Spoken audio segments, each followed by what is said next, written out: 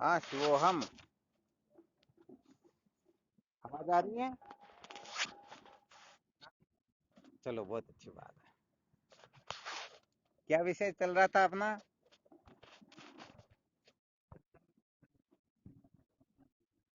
बहुत बहुत धन्यवाद। संसार को बनाए रखकर सत्य का साक्षात्कार नहीं किया जा सकता।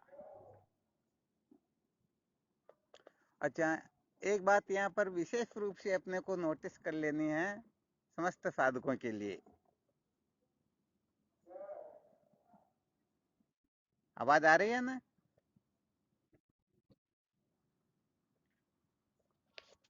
जितना भी बंधन होता है सारा का सारा अविचार से होता है, और विचार से इसकी निवृत्ति होती है। तो विचार करके यहाँ पर ये देखना है कि हम जिसको बनाए रखना चाहते हैं वह वास्तव में है भी या नहीं है। आ गया समझ में? क्योंकि जो वस्तु है ही नहीं, उसको यदि हम बनाए रखना चाहे तो बताओ, कुछ सार निकलेगा क्या? तो वैसे देखा जाए तो मूल में जो गलती होती है वह केवल और केवल मात्र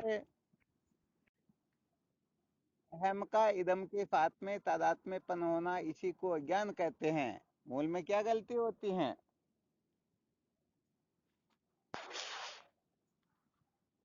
अरे भाई, जब हम अज्ञान को स्वीकार कर लेते हैं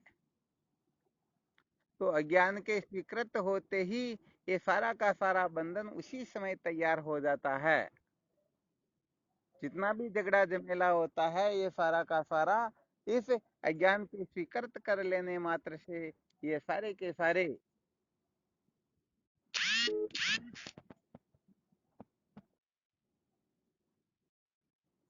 तो ये सारे के सारे जो बंधन होते हैं वास्तव में ये विचार से ही हैं, और विचार के द्वारा इनकी निवृत्ति हो जाती है। तो यहाँ पर केवल और केवल मात्र विचार को महत्व देना ही, ध्यान देना अच्छी तरह से, विचार को महत्व देना ही संसार को नहीं बनाए रखना है। और विचार को महत्व न दे करके कर्म धन भोग को महत्व देना ही संसार को बनाए रखना है।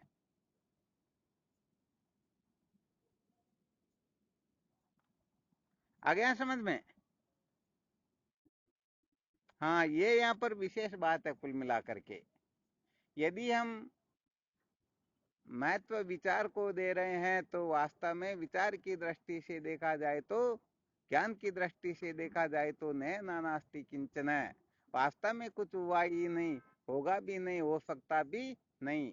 जैसे ठोंठ में भूत नहीं होता है फिर भी हम भूत की कल्पना करके डरते हैं, रस्सी में सर्प नहीं होता है फिर भी कल्पना करके दुखी होते हैं, मृग तृष्णा का जल नहीं होता है फिर भी हम तृप्ति मिल जाएगी ऐसी कामना करके उसकी ओर दौड़ते हैं। तो ये सारा का सारा जो है अविचार से ही है।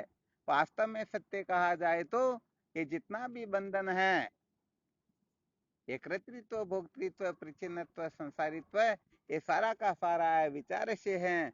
अर्थात विचार न करने से, संतों का संग न करने से, वेदांत विचार न करने से, अपने वास्तविक स्वरूप का यथार्थ बोध न होने से ये सारे के सारे झगड़े झमेले खड़े होते हैं। आ गया समझ में? हाँ, तो आज के दिन अपने को ऐसा निश्चय कर लेना है, केवल और केवल मात्र मानी मानी बंधन में आयो। हम मान्यता करके बंधे हुए हैं, सचमुच में तो हम बंधे हुए हैं ही नहीं। जो कहने का मतलब, बंध बंधन की कल्पना करता है वह बंध जाता है, मुक्ति की कल्पना करता है वह मुक्त हो जाता है। अच्छा, आज ग्रुप में एक ऑडियो भेजा, सुना किसी ने?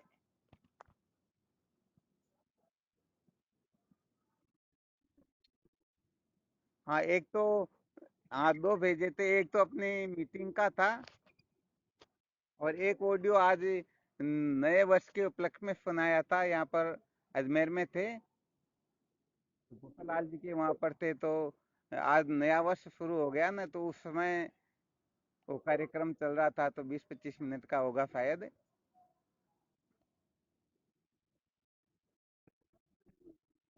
कोई दिक्कत नहीं है। वैसे देखा जाए तो ग्रुप में कभी भी कुछ भी ऑडियो वगैरह आ जाए तो तुरंत उसे सुन लेना चाहिए, क्योंकि जो विशेष होता है उसी को हम फिर ग्रुप में भेजते हैं, वरना फालतू का कचरा भी करने से मतलब क्या होता है।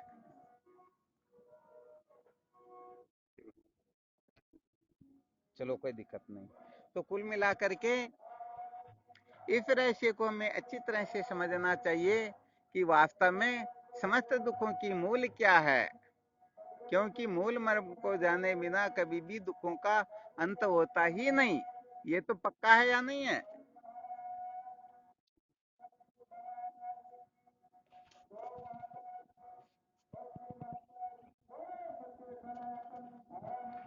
तो कुल मिलाकर के इसकी और अपने को विशेष रूप से चेष्टारत रहना चाहिए। तो बारंबार केवल और केवल मात्र इन अनात्म प्रपंचों को महत्व दे करके ही इनसे सुखी दुखी होने की कल्पना ही न करे, बल्कि वास्तव में विचार करके देखे कि सारा का सारा जो बंधन होता है, वास्तव में इस बंधन की मूल क्या है। जैसे कोई गंगा जी के सहारे सहारे चला जाए कि भाई ये गंगा जी का उद्गम स्थान कहाँ पर है, तो बताओ गंगा के तीर पर चलता रहे तो एक न एक दिन गंगा के उद्गम स्थान का पता इसे लग जाता है या नहीं लग जाता है? लग जाता है ना। तो बस ऐसे ही ठीक है, हम वास्तव में ये धारा वास्तव में कहाँ से बह रही, इसका उद्गम स्थान क्या है, इस रहस्य को यदि हम जान ले तो समस्त अनर्थों की निवृत्ति हो जाती है। तो ये तो बिल्कुल पक्का है या नहीं? ये सारे के सारे दुख आदि जो ये अविद्यक है। क्या है? अविद्यक। अविद्यक का मतलब होता है अविद्या से, अर्थात न जानने से। न जानने से, उल्टा जानने से, मूर्खता से, बेवकूफी से, पामर और विषय पुरुषों का संग करने से, वेदवादियों का संग करने से, ठीक ठीक आत्म तत्व का विचार न करने से, महापुरुषों का संग न करने से, ब्रह्म विचार न करने से ही ये सारा का सारा झगड़ा जमेला होता है। तो कुल मिलाकर के समझना इतना ही है कि ब्रह्म विद्या को महत्व देना ही, वास्तव में संसार को महत्व नहीं देना है। और ब्रह्म विद्या के सिवाय किसी को भी महत्व देना समझो संसार को ही महत्व देना होता है। ध्यान देना अच्छी तरह से। आ रहा है समझ में? हाँ, तो कुल मिला, हाँ ये जरूर अवश्य हो सकता है कि जैसे हमने निश्चय कर लिया कि अविद्या से ही सकल अनर्थ की प्रतीति होती है और ब्रह्म विद्या से ही सकल अनर्थ की निवृत्ति होती है, तो यहाँ ये अवश्य हो सकता है कि यदि हमारे में इतना सामर्थ्य नहीं है, क्योंकि श्रुति माता का कथन है नायम आत्मा बलहीने न लभ्ये, कमजोर व्यक्ति कभी भी आत्म तत्व को प्राप्त नहीं कर सकता। तो इस जगह पर केवल इतना ही समझना है कि यथार्थ निश्चय तो हमें कर लेना है, परंतु यदि ब्रह्म विचार में कोई रोड़ा अटक रहा है, कोई असाधन हो, तो उसको दूर करने के लिए फिर साधन की आवश्यकता हो जाती है। जैसे वात पित्त कफ के संतुलन बिगड़ने से शरीर में कोई रोग आ जाता है तो हम औषधि कर लेते हैं, और उसे क्या होता है, वह बीमारी निवृत्त हो जाती है। बताओ, बीमारी निवृत्त होने के पश्चात हम तो जैसे पहले थे वैसे अब है ना। तो यहाँ पर निश्चय तो हमें ऐसा करना है कि केवल और केवल मात्र अविद्या से ही समस्त सकल अनर्थ की हमें प्रतीति होती है, और इसकी निवृत्ति केवल और केवल मात्र ज्ञान से ही हो सकती है। ज्ञान के सिवाय न भूतो न भविष्यति, ऐसा साधन कोई हुआ नहीं, होगा नहीं, हो सकता नहीं। परंतु यहाँ पर फिर यदि अपने में वो सामर्थ्य नहीं है, विवेक वैराग्य आदि उदय नहीं हो रखे हैं, तो इसके लिए विवेक कैसे उदय होता है, वैराग्य कैसे होता है, सठ संपत्ति जीवन में कैसे जागृत होती है, ये मुमुक्षुता तीव्र कैसे होती है, इनके बारे में अपने को खूब मंथन करना चाहिए, विचार करना चाहिए कि क्या करे क्या न करे। कुल मिलाकर के यही साधक के हृदय में सबसे अधिक चिंतन मनन चलता है कि मैं क्या करूं क्या ना करूं, क्या करूं कि अज्ञान के बंधन से मुक्त हो जाऊं, क्या करूं कि मुझे अद्वितीय आत्म तत्व का यथार्थ बोध हो जाए। आ गया समझ में? हाँ, तो यहाँ पर विशेष बात ये होती है, इसलिए अपने को अच्छी तरह से ये निश्चय कर लेना है। तो देखो क्या होता है, एक तो केवल मात्र दुख होता है, एक दुख की मूल होती है। तो जो केवल और केवल मात्र ब्रह्म विद्या के सिवाय किसी भी साधन के द्वारा दुखों से छूटने का प्रयत्न करेगा तो हो सकता है वह दुखों से मुक्त हो सकता है, परंतु दुखों की जो मूल होती है वह मूल तो केवल और केवल मात्र ब्रह्मात्म के बोध से ही निवृत्त होगी। वह मूल यदि जलेगी, नष्ट होगी, उसका अत्यंता भाव होगा, तो केवल और केवल मात्र किससे होगा? अरे ब्रह्म विद्या से ही होगा। तो देखो, एक तो होता है दुख और एक होता है दुखों की मूल। तो दुखों की निवृत्ति उनके उपाय से भी हो सकती है। जैसे भूख लग रही हो तो भोजन करेंगे, भूख की निवृत्ति हो जाएगी, परंतु 8 घंटे के बाद में फिर भूख लग जाएगी। लगेगी या नहीं लगेगी?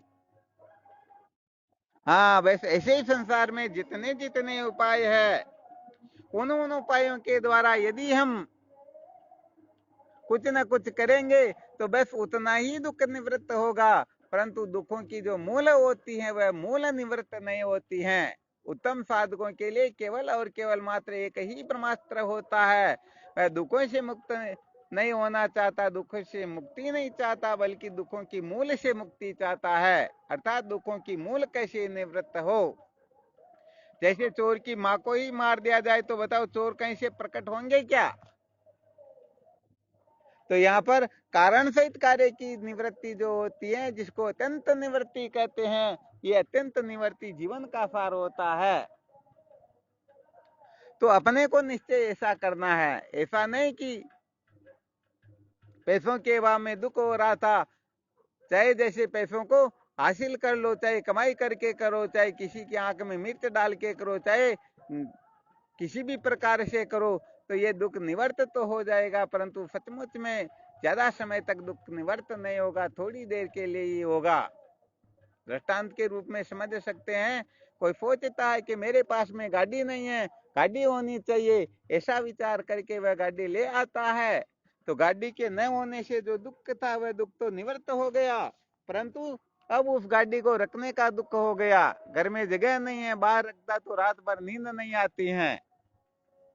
उसके लिए ड्राइवर का दुख होता, तेल भरवाने का दुख होता है, एक्सीडेंट का दुख होता, पता नहीं 1000 प्रकार के दुख और हो जाते हैं। तो देखो, एक दुख तो मिटा, परंतु अनेक दुख हो गए या नहीं हुए?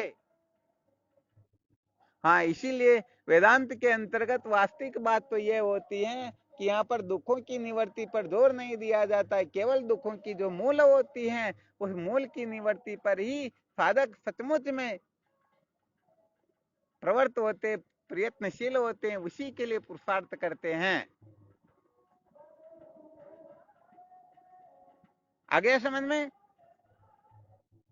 इसीलिए तो कहते हैं ना, एक तो होता है बीमार, एक होती है बीमारी।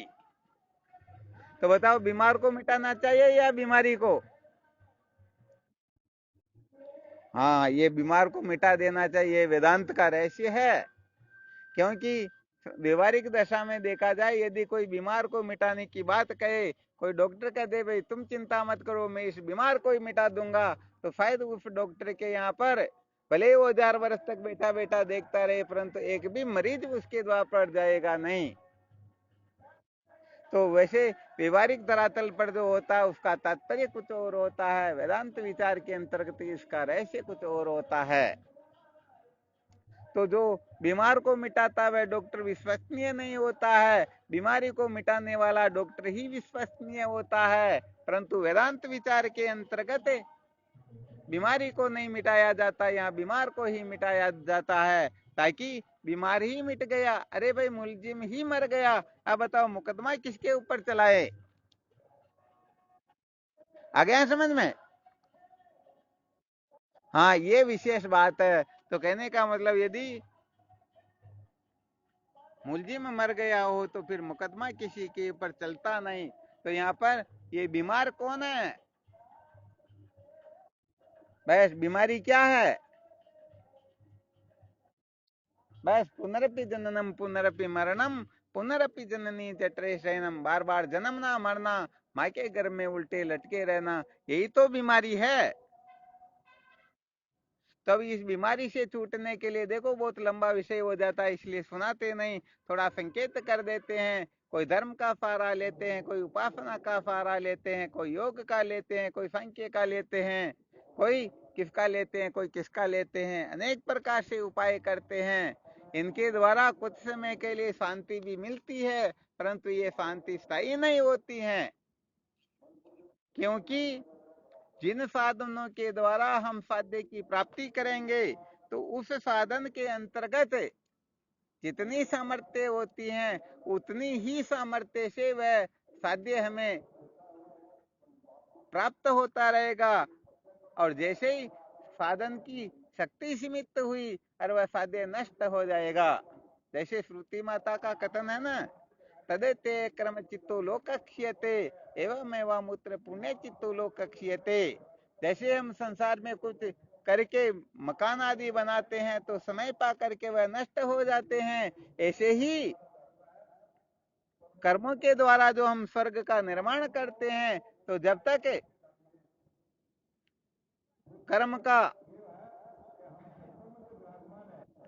वेग रहता है, जब तक उस पुण्य की स्थिति रहती है, तब तक हमें स्वर्ग आदि लोकों की प्राप्ति हुई रहती है। और जैसे ही पुण्य समाप्त हुआ, क्षीणे पुण्य मृत्य लोकम विशांति, पुण्य समाप्त होते ही वह फिर पतन की ओर अर्थात जन्म मृत्यु की श्रृंखला में भटकने लग जाता है।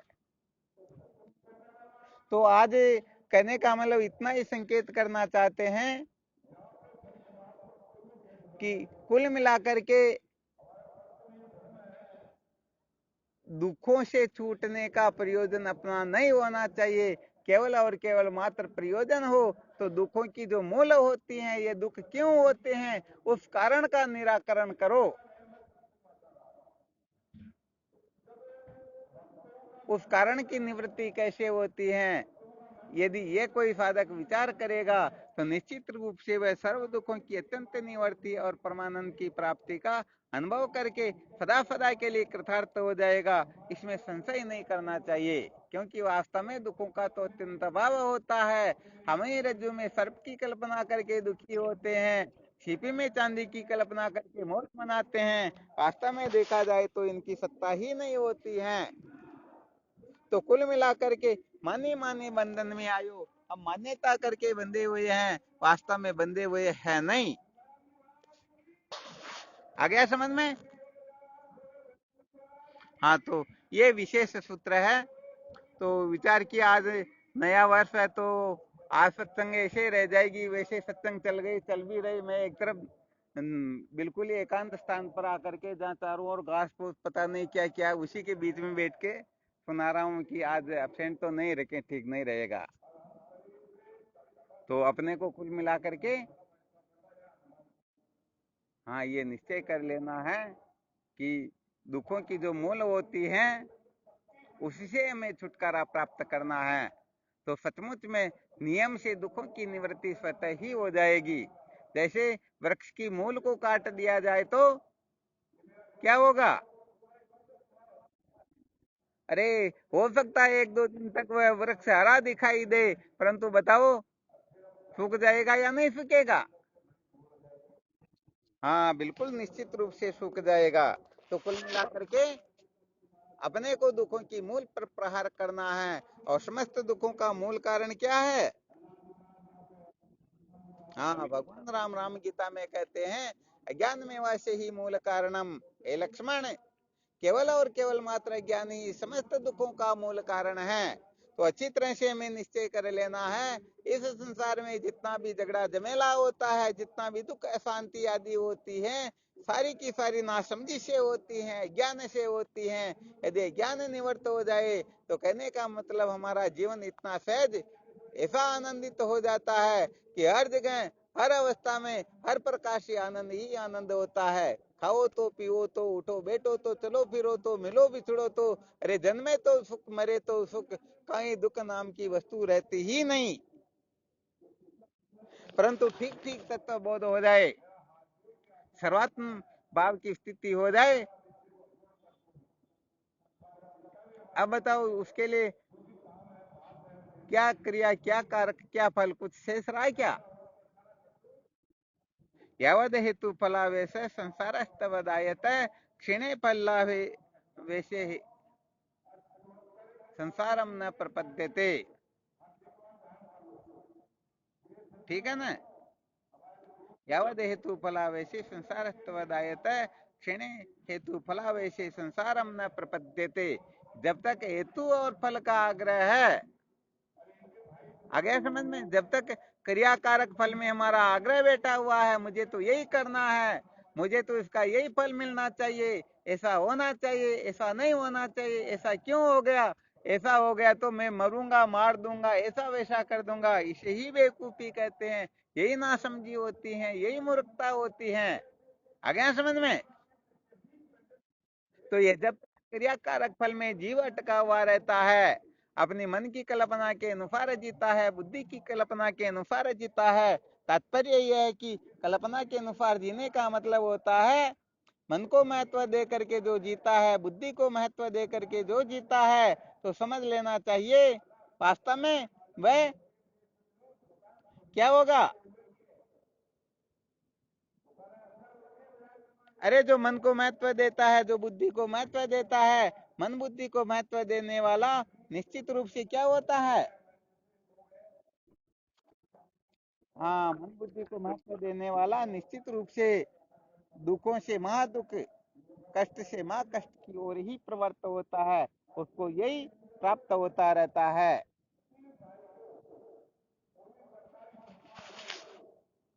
इसलिए इस बात का हमें अच्छी तरह से ध्यान रखना चाहिए। ठीक है ना?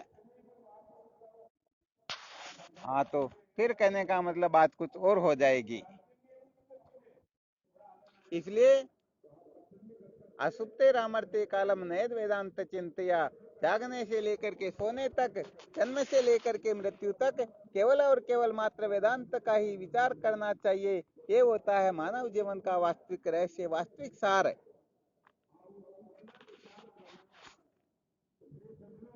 अच्छा, इसमें कोई संशय हो तो देख लो।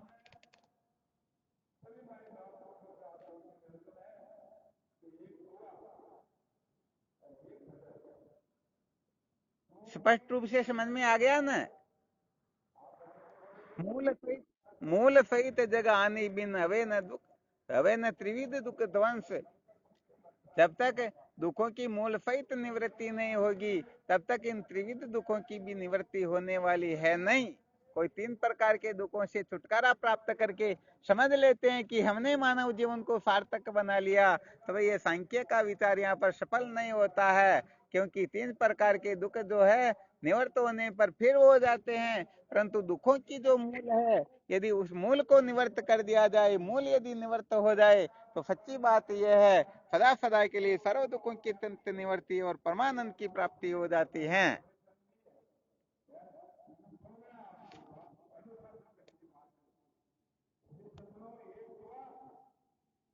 तो सारे के सारे दुख अज्ञान से ही होते, ये पक्का है।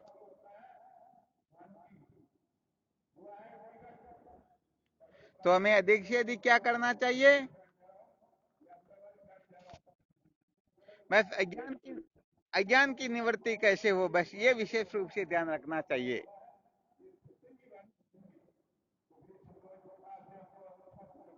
अज्ञान की निवृत्ति कैसे हो, कौन बताएंगे इसका फॉर्मूला? थोड़े में समझ लेते हैं कौन से साधक ने इसके रहस्य को ठीक तरह से समझा।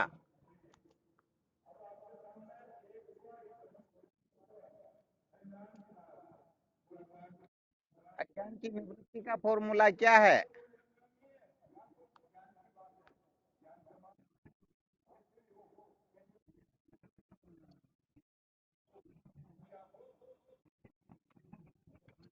बहुत बहुत धन्यवाद, बहुत अच्छी बात है। अच्छा, और भी कोई बताएंगे, इस पर विचार प्रकट करेंगे क्या?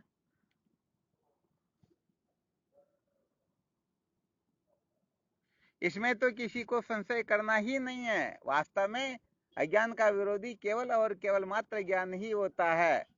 ज्ञान से ही ज्ञान की निवृत्ति होती है, वरना वास्तव में और कोई साधन है ही नहीं। इस जगह पर तो सपने में भी संशय नहीं करना है।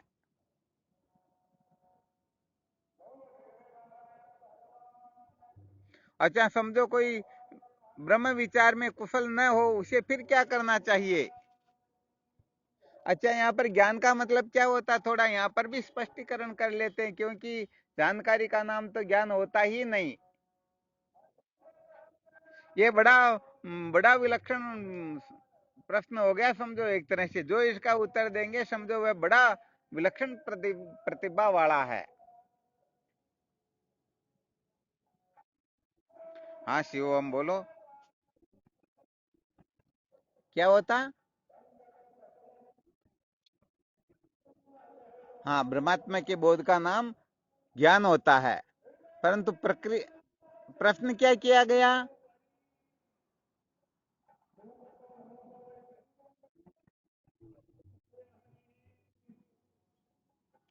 क्या प्रश्न किया गया?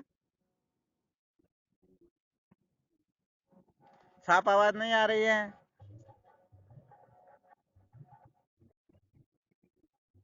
हाँ, अज्ञान की निवृत्ति कैसे होती है, बहुत धन्यवाद है। तो ये तो पक्का है कि ज्ञान से ही ज्ञान की निवृत्ति होती है। तो यहाँ पर ज्ञान का स्वरूप क्या होगा? ज्ञान किसको कहेंगे? ज्ञान की प्रक्रिया क्या है? अर्थात अज्ञान की निवृत्ति किससे होती है, प्रश्न ये समझ लीजिए।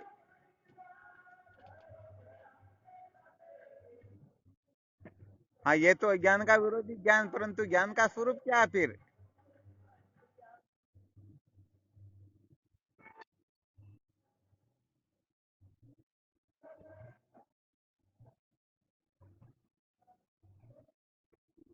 हाँ शिवम बोलो। अज्ञान को अज्ञान जानने से।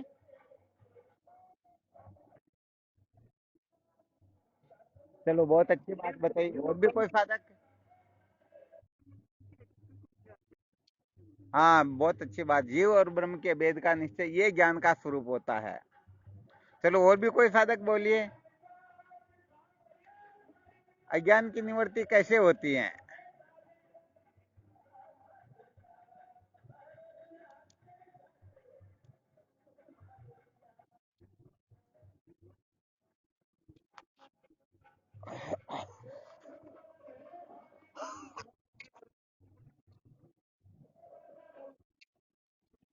हाँ शिवो हम।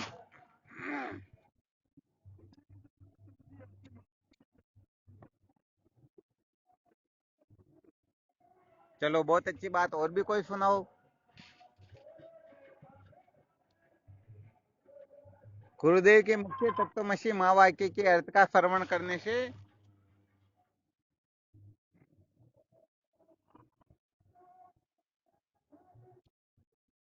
हाँ शिवो हम।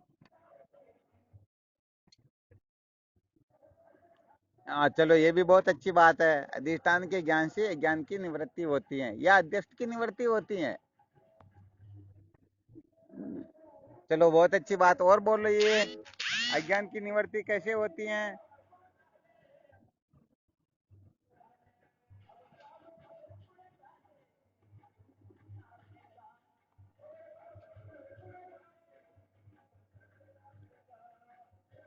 तो लग तो ऐसा रहा भाई, गड़बड़ घोटाला तो कुछ न कुछ चल ही रहा वास्तव में।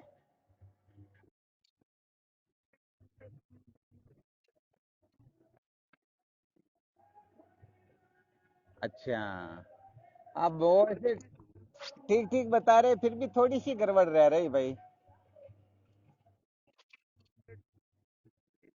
गुरुदेव के चरणों में बैठ करके वेदांत का श्रवण मनन निध्यासन करने से अज्ञान की निवृत्ति होती, बिल्कुल ठीक है, परंतु थोड़ी सी गड़बड़ रह रही। अब आपने जो बताया बहुत ठीक ठीक बता दिया, परंतु थोड़ी सी गड़बड़ है।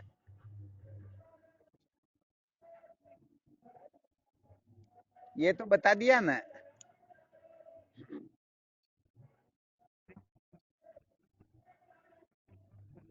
अरे, उसे तो केवल परोक्ष ज्ञान होगा।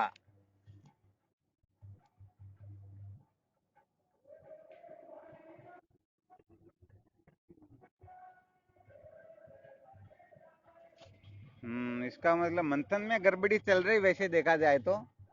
तो आपको शायद 50वां बार बता दिया गया कि ज्ञान की निवृत्ति ऐसे होती है। श्रवण मनन निध्यासन ये तो साधन है।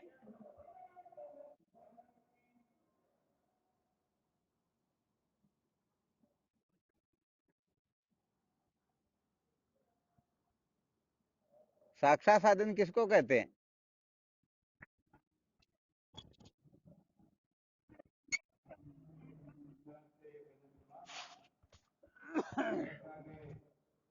हाँ, कौन बोलेंगे? हाँ, शिवम। अभी अभी चलती सत्य में कोई प्रणाम नहीं करेंगे, सत्संग चल रही। और हाँ बिल्कुल। हाँ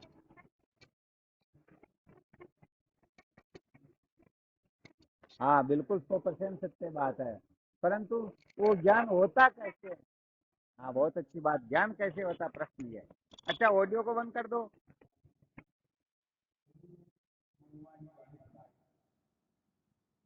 चलो, समस्त साधक अपने अपने विचार रख रहे, बहुत अच्छा बताया।